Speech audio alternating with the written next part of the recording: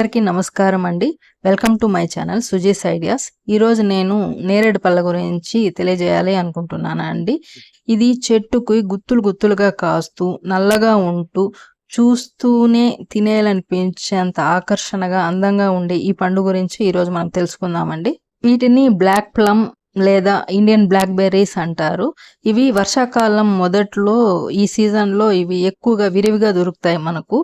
ఇవి ఈ వర్షాకాలంలో వచ్చే బ్యాక్టీరియా వైరస్ వల్ల వచ్చే జబ్బుల నుండి కాపాడుకోవడానికి ఇవి మనలో ఇమ్యూనిటీ పెంచడానికి ఎంతగానో తోడ్పడుతుంది.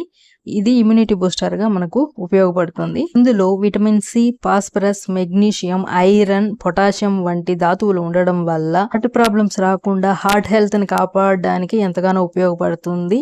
లివర్ పనితీరును పెంచి లివర్ ప్రాబ్లమ్స్ రాకుండా కాపాడుతుంది.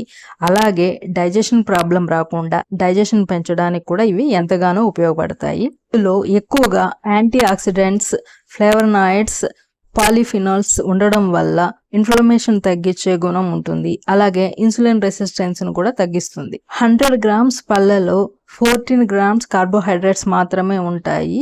లో గ్లైసెమిక్ ఇండెక్స్ గల ఫ్రూట్ లెవెల్స్ తగ్గించడానికి ఎంతగానో ఉపయోగపడుతుంది. ఇది షుగర్ లెవెల్స్ ని పెంచదు. వీటికి కార్బోహైడ్రేట్స్ ని ఎనర్జీగా మార్చే కెపాసిటీ ఉంటుంది.